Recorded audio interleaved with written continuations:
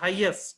And we started looking if we can actually identify some genes which were actually playing a major role. A large number of genes have been identified by Spruti under her guidance with Dr. Varshni, and we have shortlisted a few of these genes along with Manish Rurkiwal for actually identifying which of these genes play a major role in drought stress. And when we started looking at the graphical genotyping, again, Manu, my student, Tapan and Supriya have done, they have identified after screening a large amount of germplasm, evaluating it at multiple locations, and then trying to identify, we have seen that ethylene responsive binding factor, sucrose phosphate synthase pathway factor has differentially expressed in different genotypes. For example, in RSG 888, if it was EREB that was expressing, in ICC 4958, which is a well-documented donor universally, both EREB and sucrose phosphate synthase pathway were actually expressing. These particular linked marker genes have indicated good amount, particularly the SPS MEDI, both with the Medicago, this is, with both membrane stability index and relative water content.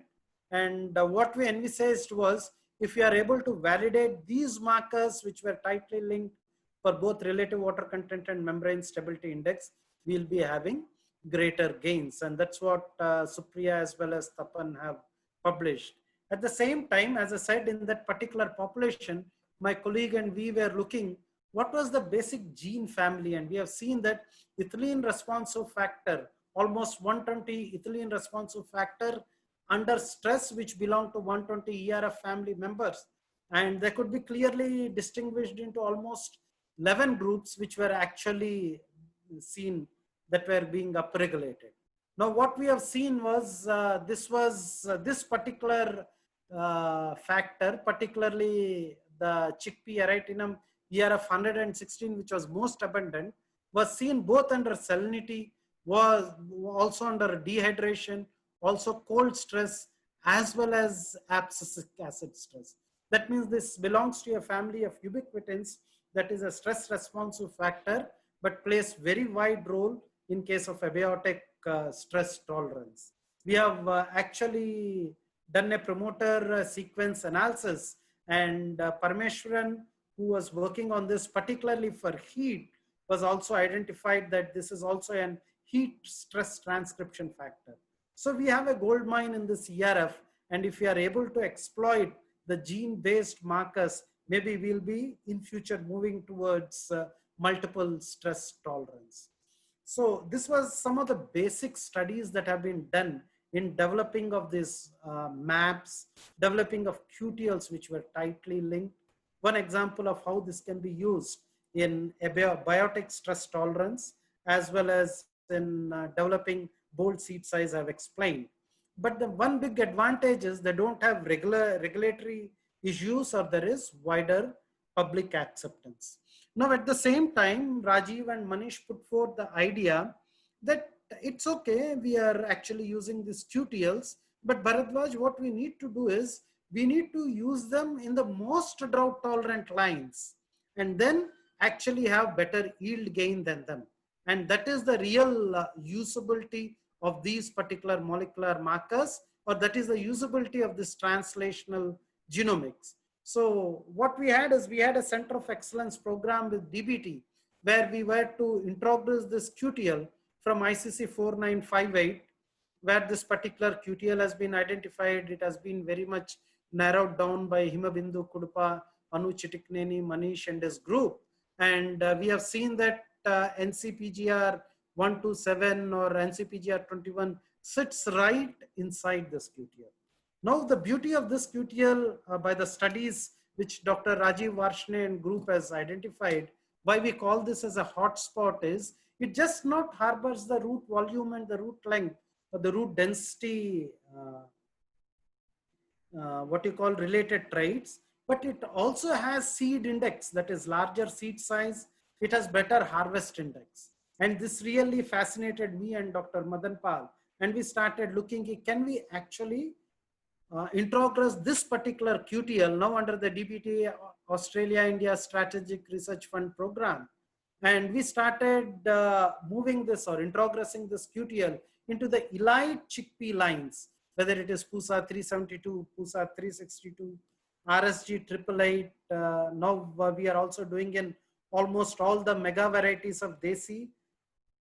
I'm sorry. And in the new Kabuli drought tolerant line, again identified by ICRISAT and group. And what we have done, along with Dr. Sailesh too, what we started moving is getting this root volume and root density into this less denser line. Now you can ask, Dr. Bharadwaj, you were saying a North Indian condition, this does not work.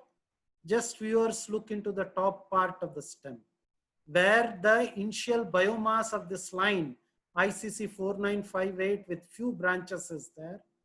We could also bring down the tolerance from Pusa 362 or Pusa 372, which were more branching. And just look at this F1, where it has not only a denser root volume and root length, but it also has better branching or harvesting index. And what we could get a large amount, we could develop a large amount of drought tolerant introgression lines, which were having only the QTL of interest in our particular program. And then what we started doing is we started evaluating these lines before we actually entered into ACRP trials. We have done this testing almost over 10 locations. And when you compare with one of the best lines, whether it is RSG 888, whether it is JG11, whether it is JG16, whether it is DCP 92-3 or GG4, all the MABC lines, MABC derived lines, which was under a collaborative breeding program with Dr. Chaturvedi and group at IIPR, most of the NARS partners, you see that we have about 20 lines which were yielding more than 20% than the best check, and 50% lines of these out yielded the best check. Not only that, we started using the wilt tolerant marker, particularly the SNP marker developed by Mahendra Tudi, and all these lines had wilt tolerance in it. The wilt tolerance would have basically come from Pusa 362.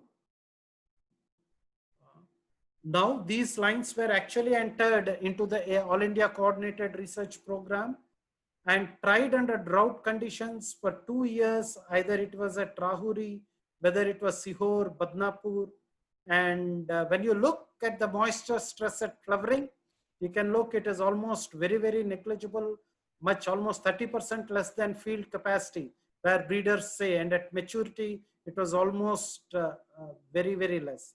So under the most drought stress conditions in a multiple location, multi-year trial, this particular line BGM 10216, which is a marker assisted derivative from Pusa 372, gave almost 10 to 16%, on an average 16%, higher yield than Pusa 372.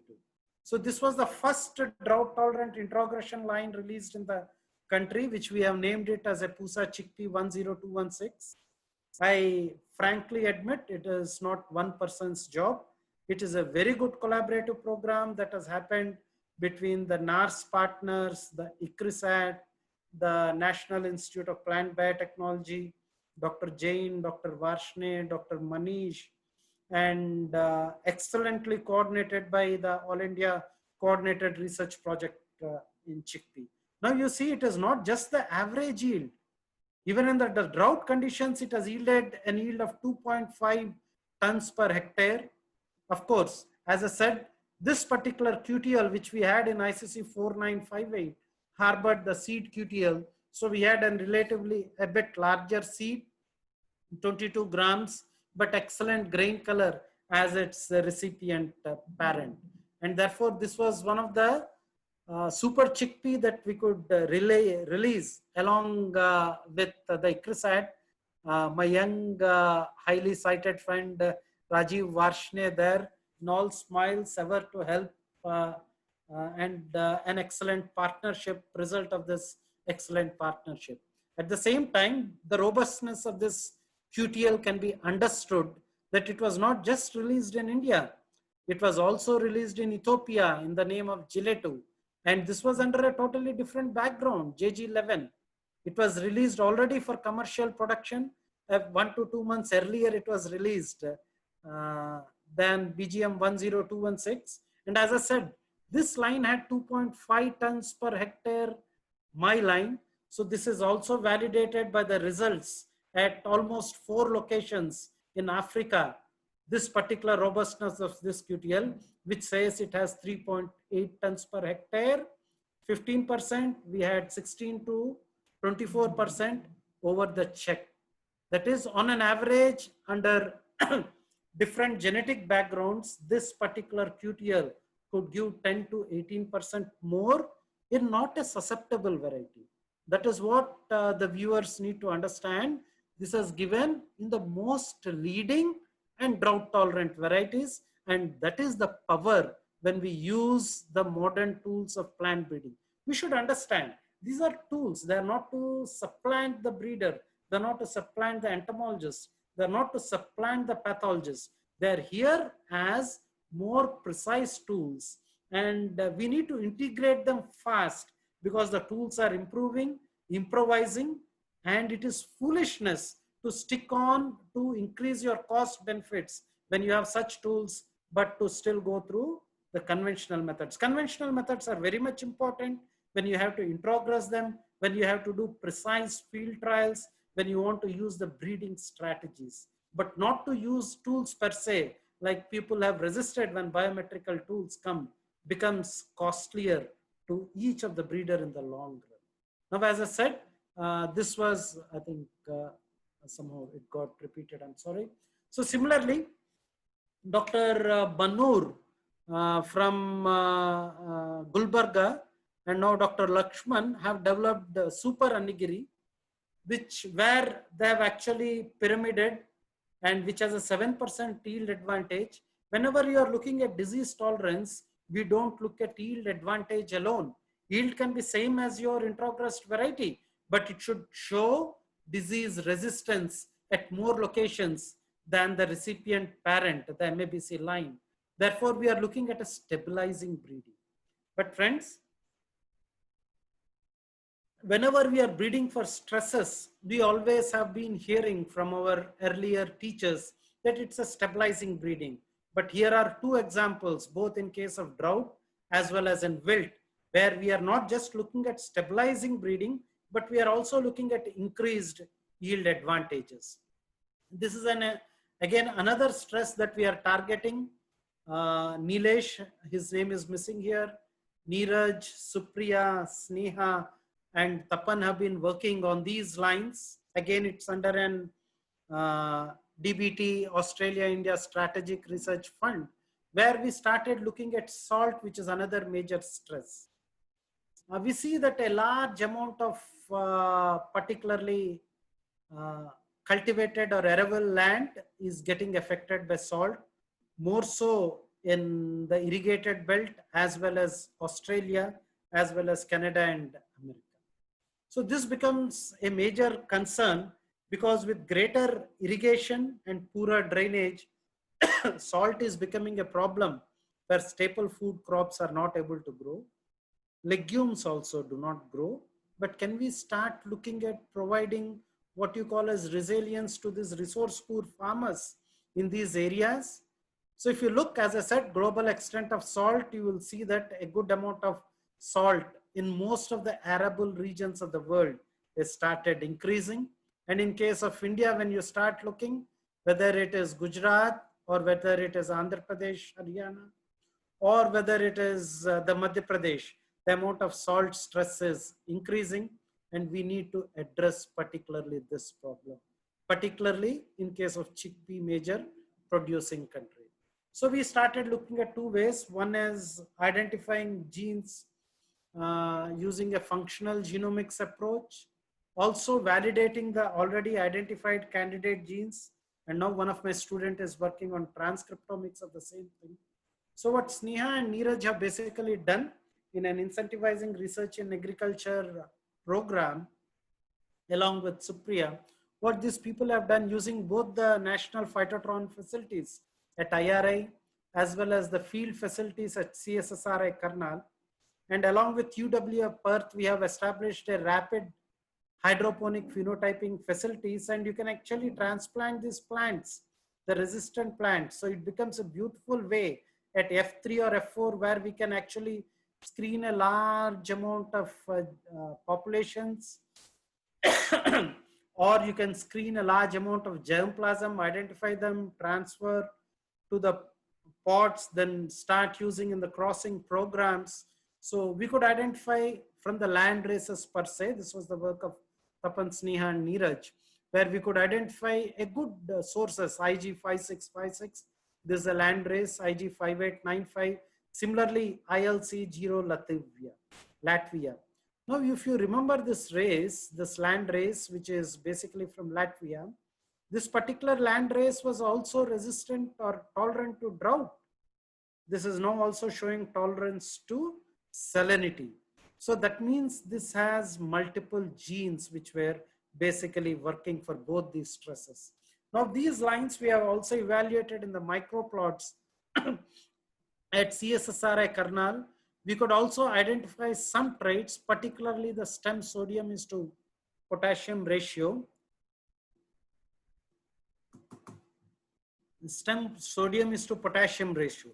Now, when we were looking at different research publications, different workers have indicated the sodium is to potassium ratio. They have indicated that this should be low in root, but invariably in stem. Now, when we started looking the Neeraj's work, which is actually throwing light, we have seen that root has a way of vacuolizing this higher sodium ion and it does not transport. I'm sorry.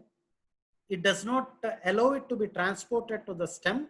Invariably, in the resistant genotypes, the stem sodium is to potassium ratio is very low, and he has identified some what you call as transporter proteins and genes related to them that were transcribed at a higher proportion in the transcriptomic studies when he has used the drought tolerant, the salinity tolerant versus the salinity susceptible lines. Now in the Sneha's work, what we have seen when we started grouping these particular lines, we could see that most of these tolerant land races grouped along with the well identified donor ICCV10. We again started looking at the candidate genes which were, and we here identified that apart from CAD, it was also dehydrin. MIP transcription factor was being seen both in case of drought as well as salt stress, and differential genes were getting expressed in different genotypes. If you look into JG62, it was dehydrin, but if you look into ICCV10, it was again dehydrin, but if you look into the newer land race, we have seen that it was CAD. So we need to actually look at which are these genes and we need to I'm sorry, mobilize them. Now, since these were land races, we started moving a little bit further into wild species, and Dr. Sarvjit and his group are initiating evaluating of these lines and wild species derived lines. And while we were looking at the land races derived lines, what peculiarly we have seen in this domestication skew is when you start looking, if you look, the selective genes for domestication have narrowed, indicating that we were basically looking at basically yield related genes. The selective genes for crop improvement have also greatly decreased. We have lost them. And the non-selective genes, the redundant genes were generally there. Maybe this may be the reason that across legume species, the genome is highly conserved. It has been seen that like across leguminoid, whether it is soybean, whether it is cowpea, whether it is chickpea, whether it is lupin, most of these genes are conserved, and these genes actually indicate the non-selective or the neutral genes. And one of my partner, is actually working on which are these genes. Now I would like to come to one of the most important and the third part of my talk, where I'll be speaking on the new breeding cycle. New breeding cycle is nothing new. It is only that we are using marker tools to improve the breeding efficiency. Now, every breeder need to select his lines based on the ability to have higher genetic gain. Now, how is this genetic gain conventionally or as such represented? It's a product of selection intensity into selection accuracy into the additive genetic variance divided by the number of generations that you can take per cycle or in a year. Now, if you look down, what happens is you can as such conventionally increase this genetic gain by taking more number of cycles. That is what Lee Hike is now advocating, and NARS system as well as ICRISAT is developing a rapid cycling technique. Or already Dr. Gaur and Dr. Sammineni Srinivas from ICRISAT have already indicated that we can do it in case of chickpea in greenhouses, altering the temperature as well as photolight. Increase your intensity by better using biometrical tools, increase your accuracy over environments. But as you come down to the molecular tools, today the ability to genotype has become very, very cheap. You can genotype large amount of populations, not one or two, you can amount a large amount of populations. You can identify markers which actually give greater yield in a subset. So you can use these markers to make selections in your off-target years or in your rapid generation advancement, and also maintain these favorable alleles, therefore have greater genetic gain. And this is what I or Dr. Varshney or Gaur proposes as the new breeding cycle. Now, if you look at the new breeding program, which is, I thank Gopal Krishna from RISE to have contributed me the slide.